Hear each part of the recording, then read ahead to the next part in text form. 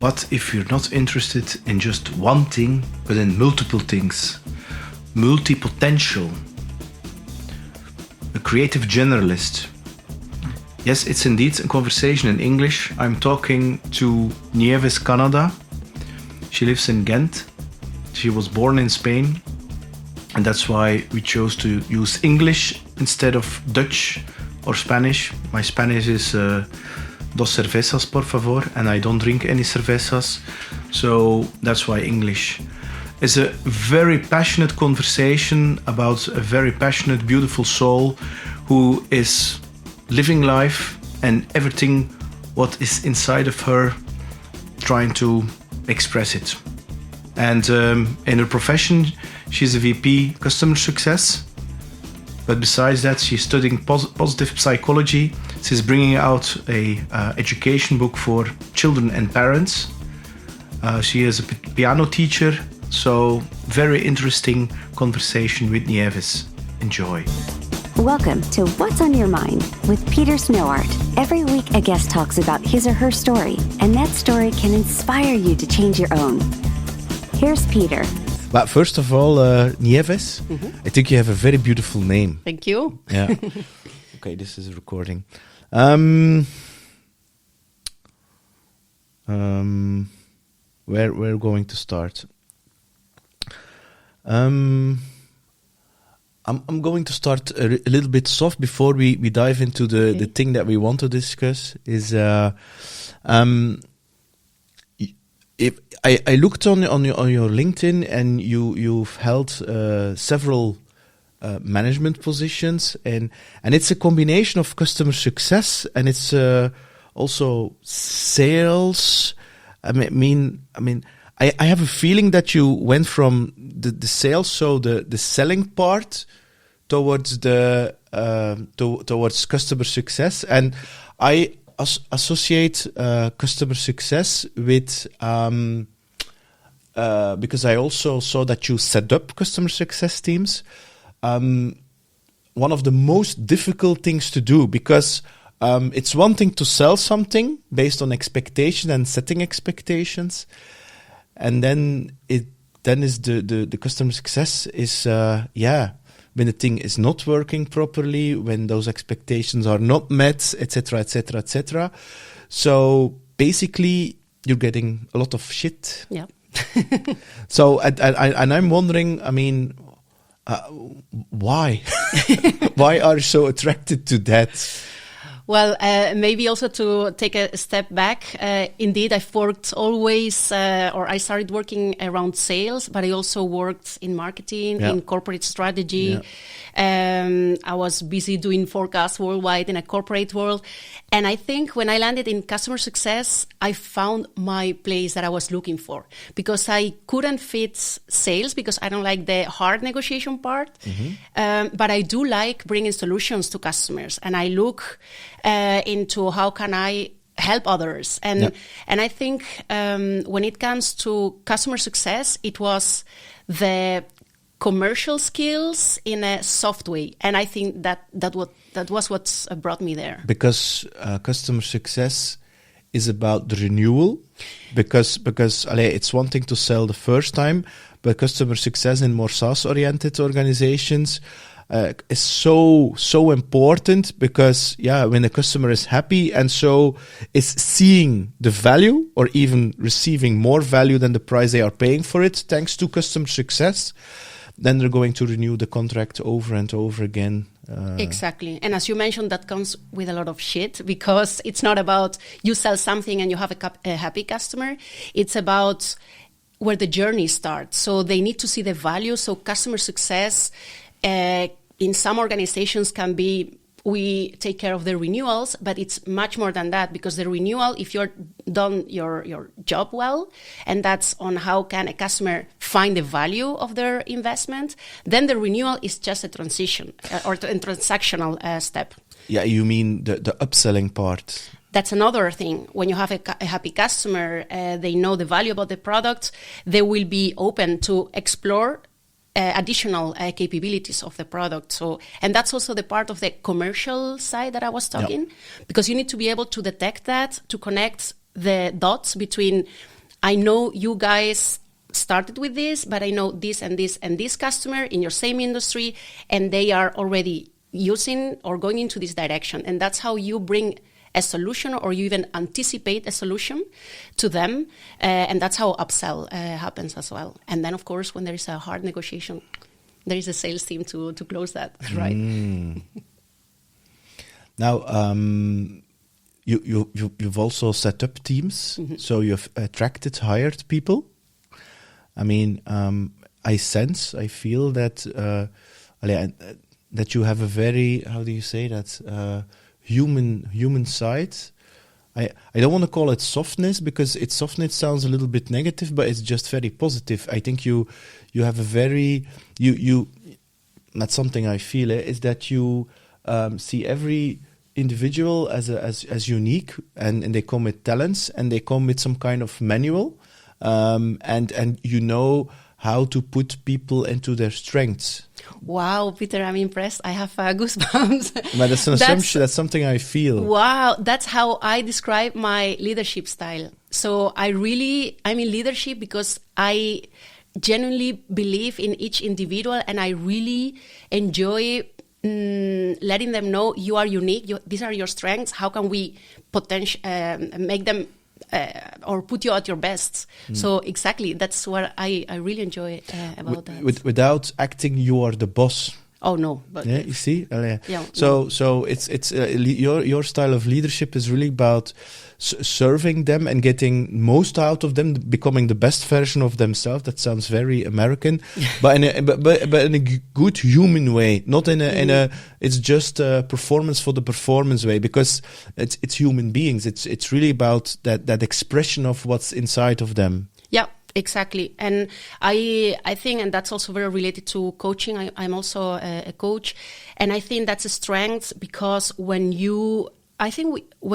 we grow up, you have your talents and you have your things that you need to get better of, and there is a lot of pressure in getting better at those things. And I think we are taking it in a wrong way. Why should you take effort and energy in something that you're not going to get better? You can, in the best case, be an average performer, but you can excel in your talents. So that's where I'm looking into. When I'm building a team, I look into, this is what I need, who can be each unique piece in my puzzle. And that brings a lot of fulfillment for them, and that brings a lot of productive and empowered team as well. Yeah, because you don't have to micromanage your people. Exactly. Yeah, I have the same philosophy. I have the feeling that still a lot of companies underestimate that kind of view, that they are more focused on more the maybe male energy, where it's all about action and performance and more rational part of it, and that they are treating every individual as the same, as long as they're fitting into some kind of KPI system. This is what you need to do. This is how many calls. The ticket should be closed within 1 hour, etc. Instead of like you said, I know we should do this, but it really depends of how can we create a situation where the total is more than the sum of the underlying parts, which is the dynamics of a team. And I that's my personal opinion. It's something when there's a lot of stress on the numbers in a company, because they always want to grow very fast. That this is a little bit, how to say, not seen always as important. And there is also the other part. You can also go only in the direction where there is no performance part. Exactly. It needs to be really a balance of the two. Exactly. I believe. 100% with you. I think in the middle is the right thing, because you cannot have only a team that it's exhausted chasing numbers, while you are not even aware of how are they dealing in their personal life, because that affects also productivity. So finding the balance between we have a shared target. That's our direction. How are we going to get there as an individual and as a team? So don't take me wrong. I'm not soft at all when it comes to getting my targets. I'm also very goal driven. But it's how can we, knowing the destination, go in the best way that in the end, that's also part of your own growth, and that will have an impact on the company's growth as well. You also, when hiring people, building teams, I also assume that you hire also, you hire different ages. Yeah. The things that I see is that, especially younger people, is that they are not aware of their talents yet. That they still, due to maybe living only in their heads, or just not knowing or not being aware of that, or nobody asked them actually, or they were just fitting in some kind of system, but they were not asking themselves what is life asking, or what is life trying to express from within me. Is how do you, when you spot somebody in started in your team, you see, okay, I can do something with that person. Well, first of all, are young people approaching you with that question? I don't know my talents. I think there is much more self-reflection now in younger people than when we were that age, to be honest, because we are when you are 40, you start thinking, okay, now, what do I really want? But these new generations, they know already what they want. And sometimes that's an issue because they want to be there already while they still need to build the experience. Instant gratification. Exactly. So that's, I think, that the most difficult challenge there. But it could be that someone is still experimenting. And I think the role of a leader in that case is crucial because by mirroring good feedback, so it's not only about you need to get better here, but also you've done this good because this and that, do more of this. They will also realize, okay, it's not fluffy feedback, it's something I've done and I need to be proud of. And I think that's also finding the balance between not be constantly rewarding, because in the end it's your job and you need to do a good job, otherwise what are we doing here? But also letting them know, what I always say is, take this opportunity. You're working in this company. You're not going to be here for the rest of your life. But if you have a goal, how can we today work in this context towards that personal growth? And that's where you'll find their intrinsic motivation. That's where I love doing, because then I also understand more why they would take an action or the other one. What are they looking for? And how can I today help them in getting into that, knowing that they're not going to stay with the company for 20 years, right? Okay. Now, if you just mentioned when you're over 40 or something like that, I mean, you will ask yourself more profound questions. What's inside of me? What am I good of? And once you start taking that journey, you and me, we discovered that there is a lot.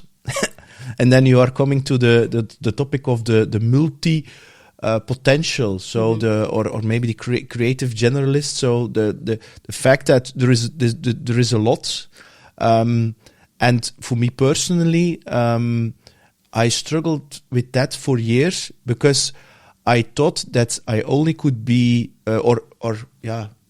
could be great at one thing, and I should pursue that one thing, especially professionally. Yeah, totally. And like, for instance, asking questions, deep conversations. I mean, 5 years ago, I never thought I would be doing that or even enjoying that or even would be good at it. Because there's always that thing that, how do you know what you're passionate about and where do you get energy from? Because, I mean, when I start doing this, it took a lot of work, a lot of preparation. It's the same with playing guitar. I mean, it's in the beginning, it's a very steep learning curve, but now, I mean, we connect. You entered a little bit nervous. For me, it's like I've done this so many times, and I just thrive on the connection we already had in Ghent. So it's a very intuitive decision. Then I trust the universe and surrender. I'm like, yeah, the energy will bring me wherever it needs to bring me in some kind of flow state. The only thing that I need to do is get my ego out of the equation. The head thing, and then some kind of magic will unfold. How did you discover that there is a lot in you, and it also brings sometimes stress in order that you are I want to taste a little bit of this. The first question to start it. How did you discover that there is a lot in you, and how do you do that or be that, or how do you, how did you discover what the different things that are inside of you? I'm going to start with that. That's already a huge question. Eh?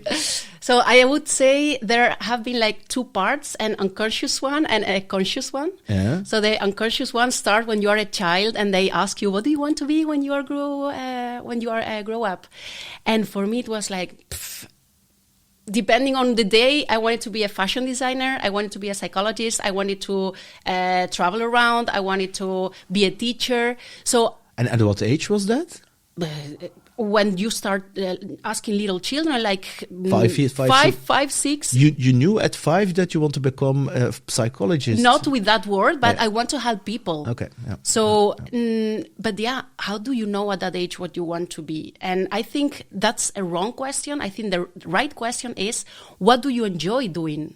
Because then you are already unlocking the right talents of that child. Because you don't need to become something. You are it already. Exactly. And you don't have to call it by labels or something. It's just discovering what gives you energy and what are your superpowers. The only thing with that is that it's such a superpower that is so second nature to you that you don't see it as a superpower. Exactly. And that when it comes to the unconscious part, like, why am I different? Why don't I have a life purpose? Why am I getting bored after a while? Why every year and a half I have a new project in mind? And that's a lot of self-doubt. That's the famous imposter syndrome, because you master something for a while, or not even master because you never become a specialist, but you really get passionate from inside about a topic. You really dive in. I'm someone that starts buying books and talking to people, and I have this great idea, and I'm going to do this, and after a while it's like, okay, but I don't see myself doing this only thing for the rest of my life. Correct. So again, why am I like this? Why can't I just stick to one thing? And that's where a lot of frustration comes when you need to choose a career, or when you are in a career. I landed in customer success, and I think that's my place for several reasons. But I've been 9 years in a corporate environment. Every 2 years, I had a new job within that environment, because after 1 year and a half, I was bored. I was trying new things, and I got promoted. But for me, that wasn't felt like I'm a successful person here. I'm a failure, because every 2 years, I need something different. And what I realize now is, thanks to those, or pivoting in a corporate world between different departments, now I can bring those learnings to something new. But at that time, it's like, where's my path here? What am I doing? I'm losing time. Yeah, but I have exactly the same thing. So I unconsciously rolled into sales. So that was never a choice.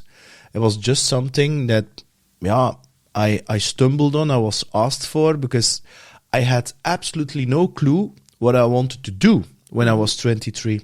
I just studied something very general, and the specialization was to become a diplomat. And that was something I didn't have the urge to wear suitcases, and it was.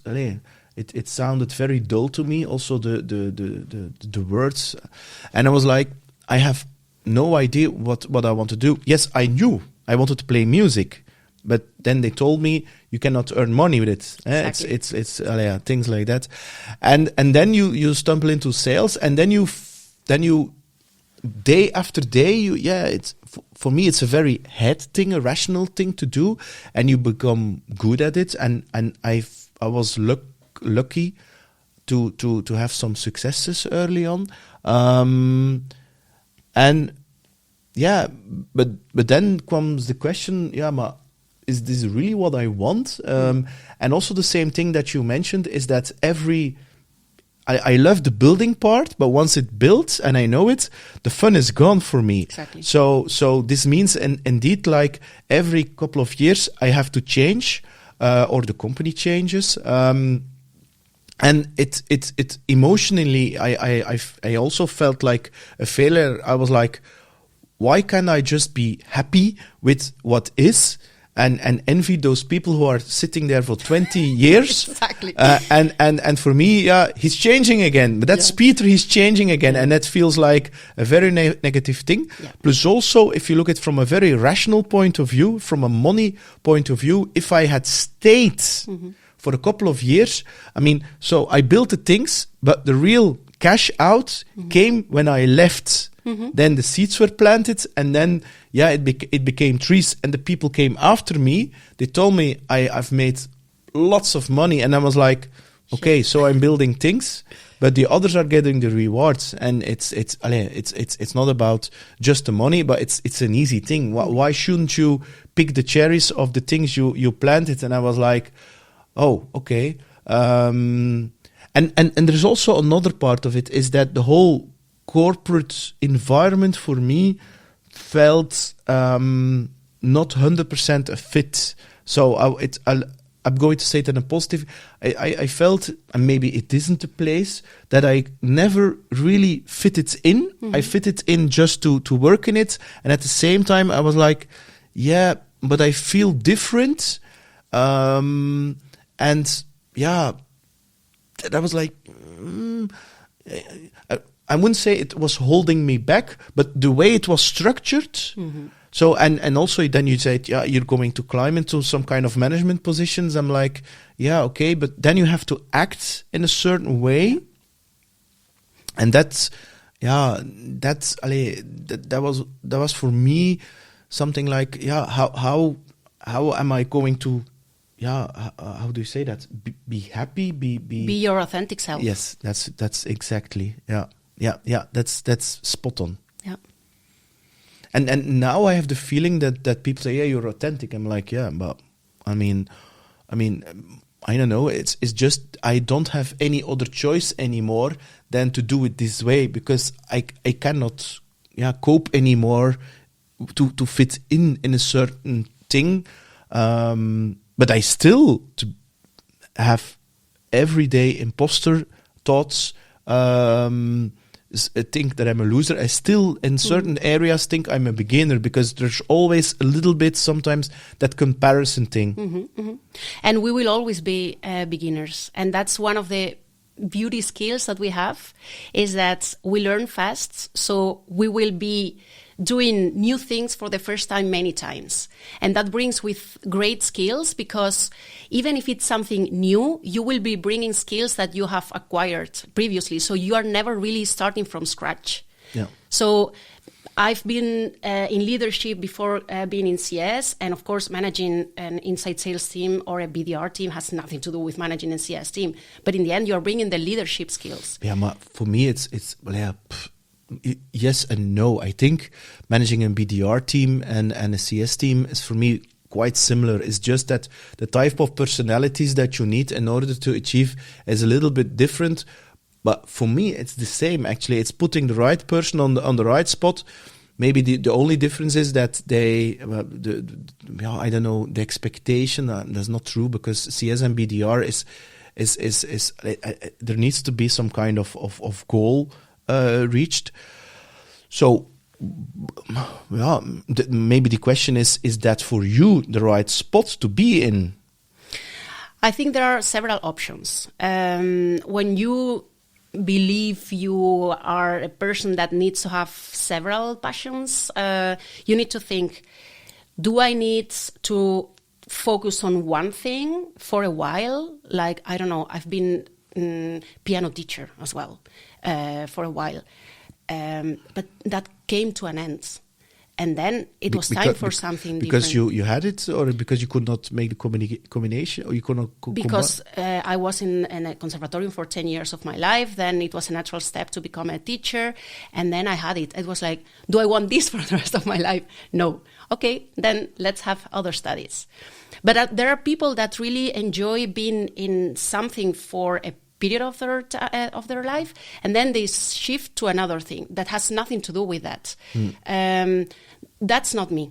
I wouldn't be able to start making pictures as a photographer, and then that's done, and now I'm becoming a coach, and that's done, and I'm an event organizer, and that's done. I need to do things simultaneously. So the other option is you have different revenue streams. For me, yes and no, because I do need the different things, but I do not need to see the revenue out of them. I want to pause here. I think that's a very important one. This is something for me that I, as a result of the more very results-driven environment that I've worked in and still working in, is that I had the conditioning or the belief that everything that I was doing, the podcast, playing music, that it should bring in lots of money. Yeah. And when I was with my therapist, he said, look, Peter, I mean, of course, we live in the world and you need to make money, okay? But the thing is, if that there are a lot of people doing things almost for nothing, and they love doing it. If I look at the coach of my son, the basketball coach, I mean, yeah, I don't think she's making a lot of money with it, but she loves doing it. And then I was like, okay. Then he said, look, Peter, your soul, or whatever you want to call it, is here to express something. It's more like the creative part, and creativity is about doing things, being things without an outcome. You play music for the music. You don't play music for the last final chord or the last note.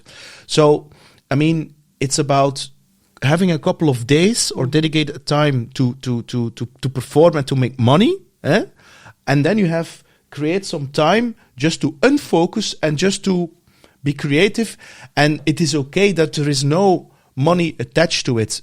And for me, that's an advice that I give to a lot of younger people, is that make sure you are doing things that make money, and make sure you're doing things because you really love it. So you love it so much, you would do it for free. Because if you're only going to do the things that generate money, and you're not going to do things that you love so much, I mean, within 10 years, it can be that you, I don't know, are becoming very far from who you really are. Yeah. Because I really think that doing things that you really love without, so detaching from the outcome, you can make money I play music, and yes, I make money from it, but I don't negotiate rates or things like that, and I'm not going to say I play for free. That's not something I also do. Sometimes it really depends for a benefit or something, but but it's not that I don't need that money to live from, to pay the bills, and but I really love it, and for me it's very important that I feel who am I playing with. You see, I've played in bands and projects that I felt like this isn't working for me. I don't enjoy here. It feels like that after the performance, after the concert, I drain lots of energy, and I cannot explain why it is, and it doesn't matter. So, but I don't want to have a situation that I need to do these things to make money. So, and this is for me a very important one. So, yes, you need to have different revenue streams, and at the same time also doing things which sparks you with lots of energy. Exactly. Without the musts of making money.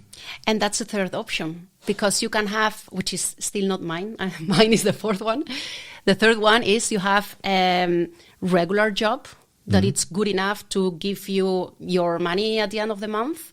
But then you have the time to spend your time in your hobbies, in your passions, and that's what fulfills you.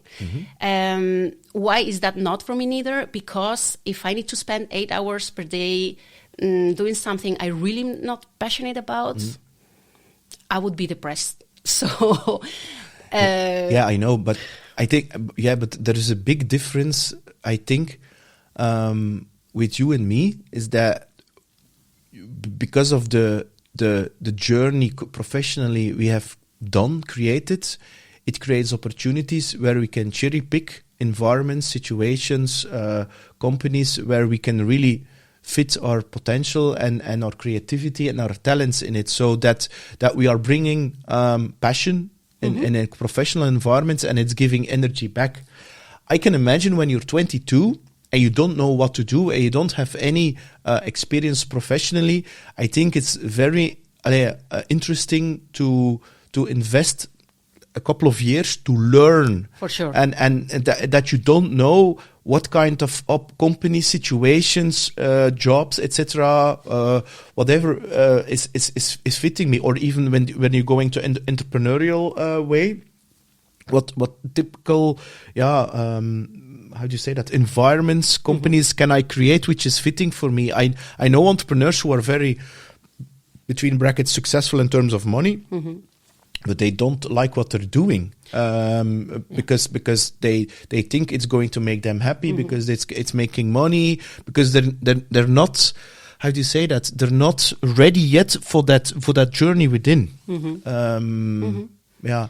So, but I fully agree. Yeah? I wouldn't do it, the performance thing, if I would not enjoy, and the environment, if it's not resonating with my values, of course I wouldn't do it. But I think when I compared with my 22 or 23 year young, I mean, I think, yeah, I had no clue, to be honest. Me neither, and to be honest, that's not something that was top of my mind neither. No, me neither. I was just doing because I was there, and that came to me, and that was what I had to do. And consciously, and exactly. Yeah, and so it didn't pop the question, because in my head I had like unlimited time.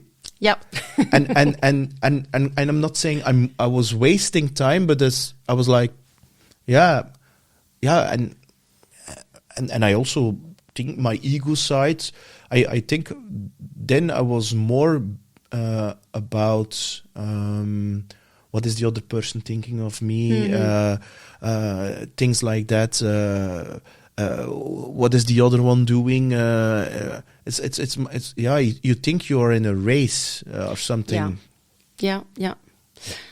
I think it's also once that phase is over and you start thinking why, that's what you were talking about, the corporate environment. There is something that it's not 100%, although I'm in the right supposed to be place. And that's where I think those questions come, but that comes with age as well.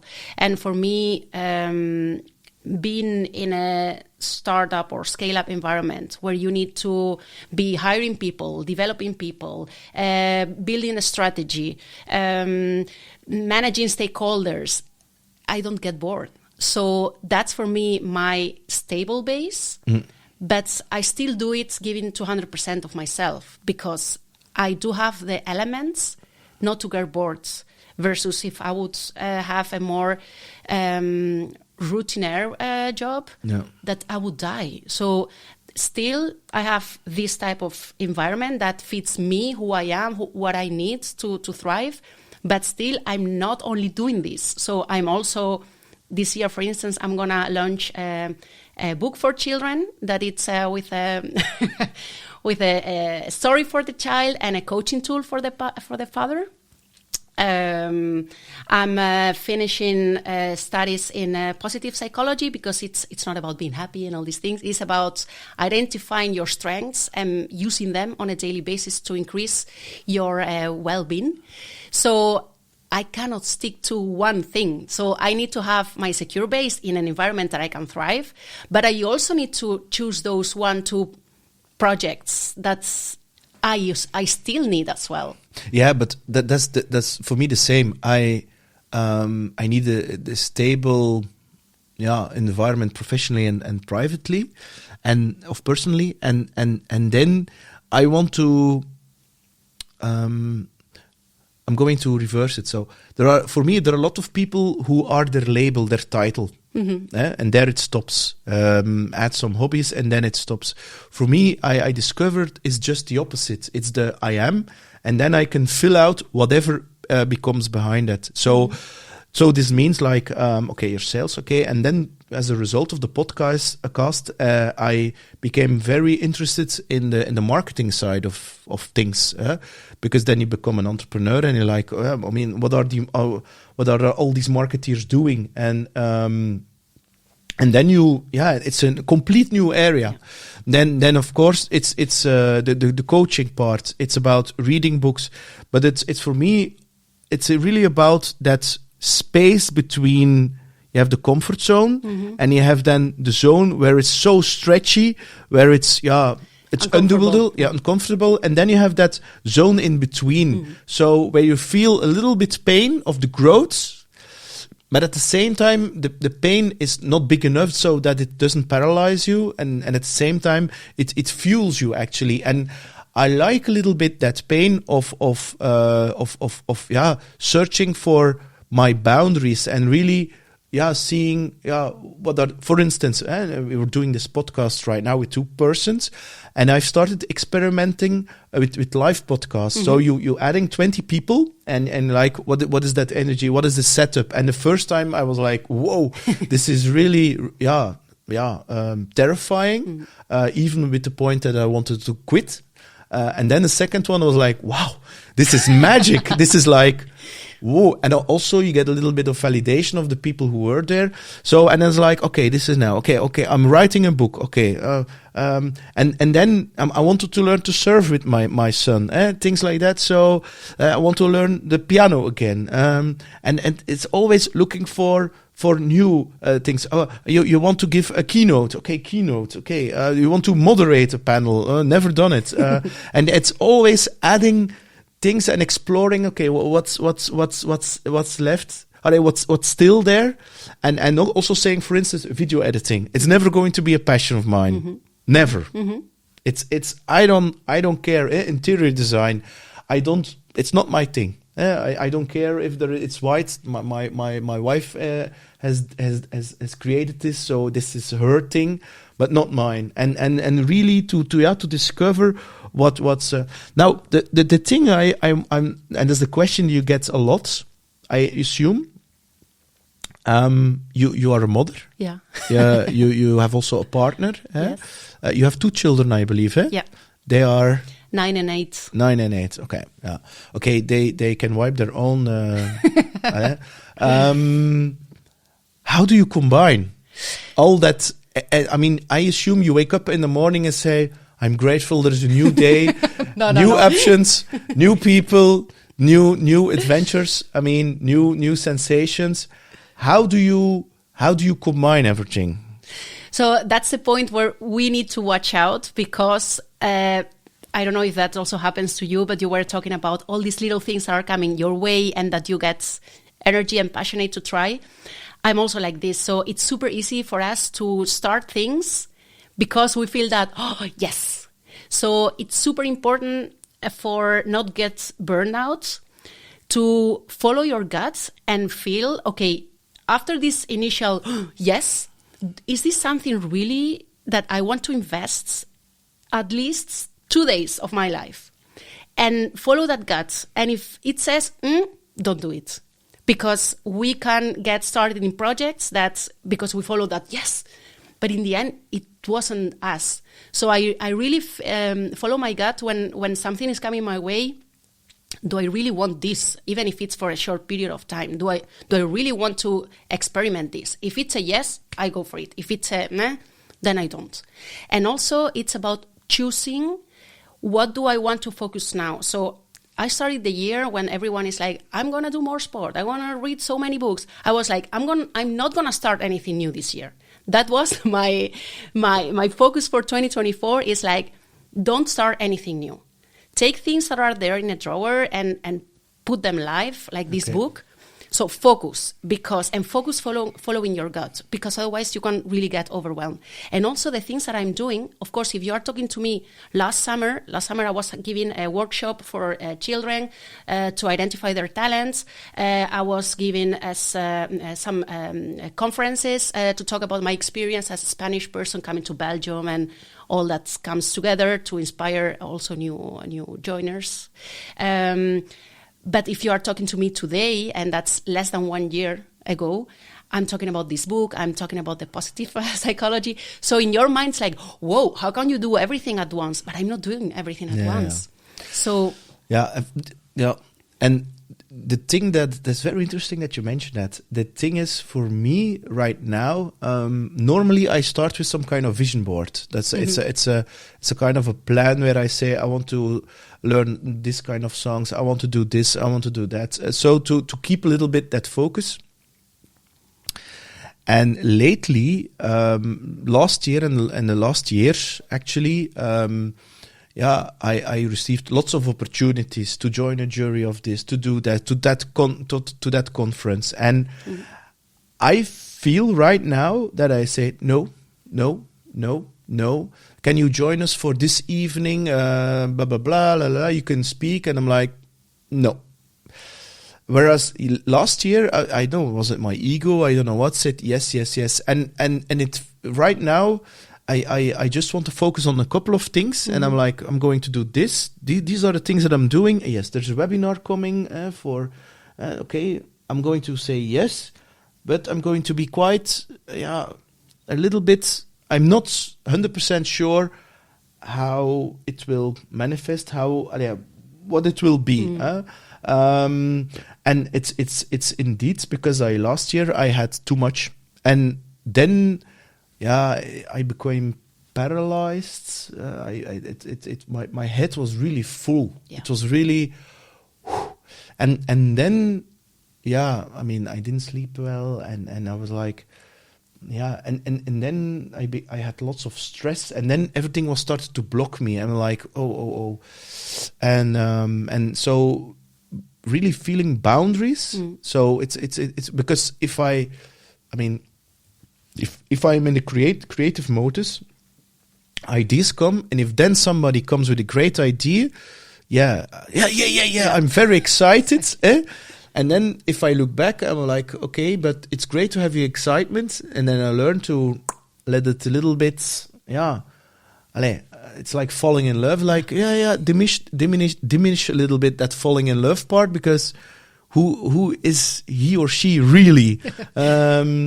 Because there is no magic. It's a kind of a chemistry reaction, and then certain ideas. If I had like 2 years ago an idea with the whole crypto thing. I want to start a crypto channel, and I'm going to ask right now. I think, what a stupid idea was that?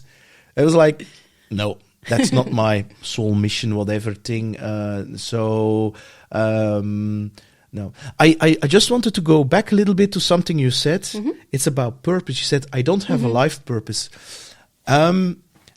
I believe the whole purposing thing is complete BS. Oh yeah. And I think the real truth is it's about energy, and energy is the thing that you, and it's a very silent voice. It's something, it's not in your head. It's really about, yes, that's it. And it's about discovering new things, what we are doing, and seeing if that's is that giving you energy, is that draining you energy, and can you become good at it? And then that's a little bit your purpose, and you can have multiple things. So the purpose thing, we are trying, or there's some kind of moving to try to put your purpose into words. The purpose is quite simple. It's joy and expression. That's it. Yeah. And so you're wasting your time by finding or searching your purpose and putting it into words. Don't put your time in it. Just do certain things, be in silence, and then start doing things, and then see, okay, is it your thing or not? And then pursue that. Yeah, 100%. And we were talking about the unconscious part of trying things and the conscious part. And for me, that was like a reality check. That's I wasn't happy about changing my mindset. Like, no, I do need a life purpose. Why can't I have also one, like other people, like more specialists? And for me, it was like, I don't want to see that I have multiple passions, because I do want to have one and stick to it and don't feel bad about it.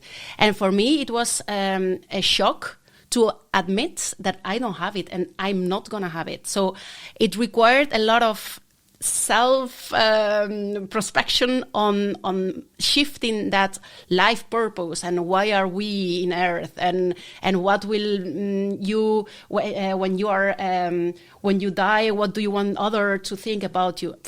I don't know. But I did want to have one thing. So for me, changing from I'm never going to have that one thing to now I can enjoy that first time. And now I'm out of my comfort zone now talking to cameras here, but that gives me also energy. And today I'm going to have a great day because we are here doing this. So that's what, for me, that's also being happy. Eh? So that it required a lot of internal work, I would say, to make that shift. And with the internal work, you mean that how do you say that? The based on beliefs you had from the past, things that happened, whatever, that maybe in our heads that voice that is always looking for trouble and for problems, and is holding us small, and it's about it's always is accepting that it's always going to be there, that voice. And yes, to say, okay, I heard you, but I'm going to do it different, and I'm going to do it anyway. Yeah. Why Nieves? Why should you come on the podcast with Peter? Because I felt it on your questions. Are we going to call and going to prepare this? No, we're going to record immediately. It's flow. It's part of positive psychology, by the way. Because I know, and I feel this right now, is that, okay, I pushed you a little bit over the edge. I feel also that you're really enjoying that you are being your true, authentic self. Yeah, for sure. See it, and that's the thing that you that you are learning or need to learn. That, okay, we have that voice which is holding our back, but that's not our true selves, and that's not something that expresses. It's just a part of us which is there because it needs to. It wants to protect us from millions of years ago when we were living in tribes and in the jungle, and protecting us from danger, from the from the lions, etc. And but it's just to accept it's there, and we cannot carve it out of our heads. It's there, but yeah, we don't need to believe every word it is saying. Although it's very. It can be very present, especially when you feel tired and you feel not good at all. That then these thoughts can sound very realistic. Yeah, and also I think it's a cultural thing, because if you are coming to your environment saying, I have this new project, I have this new idea, and that's not once, but it's after a while several times, people that are not like you will think, oh, Peter, another thing. And that has an impact on you as well, on that internal voice that you are talking as well. Eh? Yes, because that's the thing that I also experience, is that for a lot of people it was very difficult, it still is very difficult to put me in one box, because I get that reaction, who are you? What are you doing actually? And is it that? It's for instance, your LinkedIn profile is fluffy or is vague, and now I'm very comfortable saying, like, that's the intention, and you will always fill it in what you think of me. Yeah. I mean, but the thing is, I stopped worrying about the perception and like whatever. I mean, start a conversation, and then you can, if you're open for it, discover what I accepted it, that it's multiple, and I'm actually quite fine of it, because the other way is that I'm going to live a life based on the opinions of somebody else. Yeah. 100%. You see, and also very important there is, and it's great that you that the roads has crossed thanks to Karin paper. Is that I felt sometimes lonely in that, because it's very important that you find like-minded souls who will also have the same, like this today is this, then it's that, and several projects which does not fit at first sight. For instance, yes, I like building business and I am very fond of sales. And yes, I also want very happy customers. Yes, I like playing guitar. Yes, I like creating podcasts. Yes, I like the more deep, profound spiritual stuff, the energy stuff. And I felt for a very long time very ashamed because it sounds very contradictory, but it isn't. No. And that's another skill that we have, is that we can have this building or connecting things that are not per se connected, and we can find the intersection and build something out of it. And that's very good, of course, when you're working in startups, but it's also very good for us to feel fulfilled. I was talking about this book for children. That's perfectly, how can you combine teaching something for children and giving a coaching tool for the parents in a book. So that's thanks to that, that way of mixing things that are not per se coming together. So it's good to feel we are not the only ones having this type of choice issues, but it's also nice to see that there are also skills attached to that make us who we are and make us thrive as well in certain environments. So it's good to keep in mind not only the self-doubt and the choice and those issues, but also what we bring to the table. And I think that's very valid. Adaptability, I think that's one of the most rated skills for this century. And if I have one thing, is I'm fully adaptable to any type of situation, issue with customers, within the company, with my own personal life. So the world needs us as well. Yeah, and also the fact that, in these very rapid changing times, we have learned the capability reinvent ourselves, and also for me is that I know that I don't know, which is and I have absolutely no shame anymore to say it. I know that I don't know, because I see some people from our age or generation that they are doing the things for 10 years the same way, and they're not having that set of beginner's eyes, of that mindset. And I'm like, okay, but it's quite dangerous in this changing world to stick to that formula, because the things that are working today, you're working in Settlemint, myself also, and I learned that it's not because something worked in that area, in that sector, in that niche, in that situation, in that market, is automatically going to work today in that thing. So you need to be very aware of, okay, you have experience, and at the same time we are beginning and having that mindset to really to make any assumptions, and to start that fresh, those fresh questions, like where other people are like, but we always done it like that. No. Well, why? And redoing it again. And I think that's it's a very, very, for me, a very comfortable thing. I know that I don't know. Cool. How really young are you specific right now, Nieves? I'm 40. 40, okay. Now, if you studied in Spain? Okay. If you would go back, and we would meet the Nieves when she was 18, and she says, Peter, Nieves, it's great to see you in Ghent. What kind of life advice would you give her? And not like, everything happened for a reason. I know that, but what kind of life advice based on what you know right now? I would say follow your intuition. let things happen and enjoy. Okay. How do you know that it's your intuition, Nieves? Because intuition is something you feel. It's something you don't. Yeah. Well, how does that work? That intuition thing for somebody who has.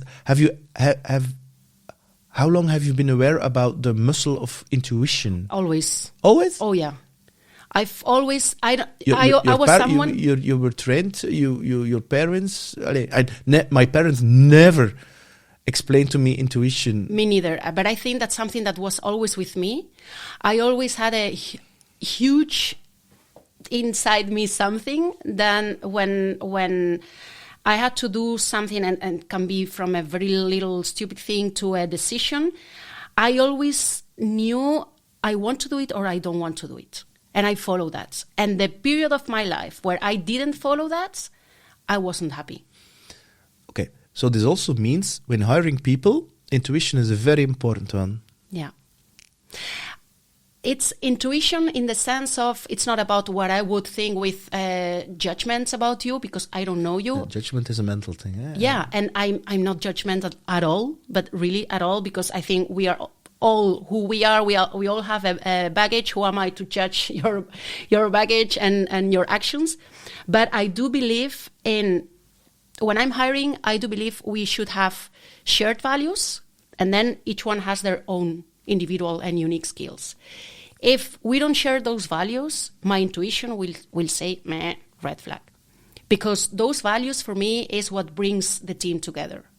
If my values are freedom and equity, and yours are success, meaning money, we are going to, that's not going to glue. So my intuition in that sense is, do we share the same values so that you can do your thing, I can do my thing, and we trust each other, or not? So that's why that part of following my intuition in hiring is there, yes, but from that perspective. Your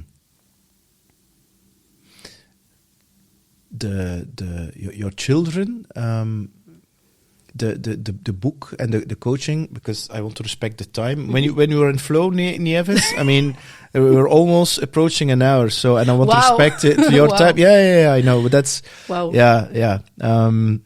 The book about the children. Where did this idea come from? So I've been a coach already for some years now, and I remember, this is a very small anecdote, but. My daughter, she's this type of, I see myself there, perfectionist in the sense of, I want to do something, but if I know I'm not going to do it right, I don't do it. Yeah, okay. And I've struggled as adults so much about it that when I saw that, I was like, nah, red flag. I need to solve this now that I still have the time, and not when she's an adult and she suffers from it.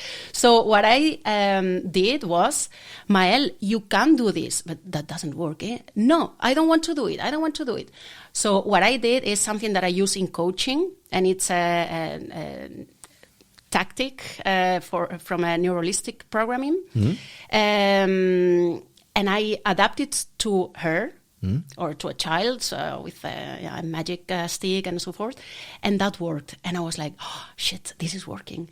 And after a while using that tool, there was a time when she said, no, I don't want to do it. And I said, Mael, use your magic stick. And she said, Mom, you know what? I'm going to stop using it, because I know that if I want to do it something, I just need to do it and it will be fine. And I was like, oh, shit. This is the point where she was already into believing in herself and not being blocked by, if it's not going to be perfect, I'm not going to do it. And that's the point where I said, this is magic. I want to bring this to other people.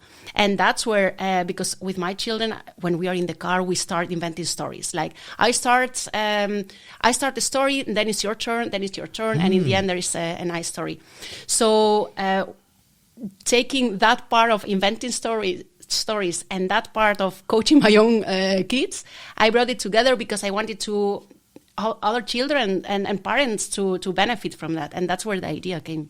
I'm buying the book. Love it. Yeah. Our son is 6. He's becoming 7. So he's very goal-oriented. Yeah. And it's something I was very careful that I did not want him to have that as much as I have. Because for me, it was really about not feeling good about myself and compensating with the results. But it's in there. He's what they call in Dutch a strever. So he's really, it's really about going for it, and he wants to do it, really, really well. I mean, like for instance, they are. They have a cart in school, in class, and there is a couple of books on it. Mm-hmm. Okay, and within 3 months or 6 months, you can read like 10 books or something, and those 10 books should be he should have read that. Jules not. 10 days went by that those 10 books he has read it. And it's all from him. I never pushed him. Yeah. I never, no. He did it. And he's like, I'm going to do it. And that's a trait. If I say I'm going to do it, I do it. So I'm like really consistent, disciplined. And I'm like, yes, I'm going to do it. And it's, it's good and bad in the same way. Because I'm like, for me, I become more conscious about it. But I don't want him to become like a very, of course he needs to, it's great to have results, and I want him to have grinta, but at the same time, not because, and this is something that I say to him every day, and he's like, "Bah, are you there again?" I mean, I love you for the person you are, not for what you do or what you achieve. Yes, I'm proud of you when you make a goal, but I still love you, whatever, if you even miss the goal. So, but I want you to enjoy the growth. So, because for me, that's the paradox. You are perfect as you are, and yes, you can still grow. And I think he might not understand this, and he will say like, I know. But these are words that will enable him to not have, not issues, but to be traumatized. Self-demand or to have a lot of expectations for himself. That's it. Yeah. So you are now putting a seed that will probably prevent him for being that person that if I gave my words, I'm going to do it no matter what. And no matter what, it's sometimes even affecting a part of yourself. Or I need to do this perfectly. And if it's not perfect, who am I? No. So indeed, it's about being instead of doing. And now I realize this because I'm 40, but we live in a society that is do more and achieve and success and what the fuck. It's not about that, right? It's about I don't know if I'm going to die tomorrow. So my only worry is I want to have a great day today. Me too. Yeah, that's the same. Yeah. That's yeah. Nieves, I want to thank you. Thank you. This is just part 1. Sorry. I really enjoyed it. I know it was a little bit of a last minute because you sent me that message, I think a week or ago. And I was like, and I was like, really, intuitively, I was like, yep, up, can you come Friday? And it's because we've met once, but we barely speak. And we did not. We spoke a little bit because we were in a group of 6 people or 7 people, but there was no really. We didn't have the time to really connect. Besides maybe be 1 or 2 minutes. So the fact that you then took that subject about the multi-potential, I was really intrigued. So I'm so grateful that you did. Now you're sitting here. So it's your fault. No, but thanks for bringing me also out of my comfort zone. Again, that's it's going to be a great day. So thank you for having me, and with pleasure. It's always nice to talk to like-minded people. I think you're a beautiful soul, and I really admire what you are putting out in the world. You're making really the world a better place. Oh, nice. Thanks a lot. Yeah, and it's really important because if you look at your LinkedIn thing, you from the outside, you look like a very successful person. but I don't care because neither. you are a good person doing something good, and yes, therefore you are successful, and we need more people like that than just having that really small golden thing about she's VP of this or VP customer success. I'm like whatever. I mean, what's in a title? Yeah, it's a title.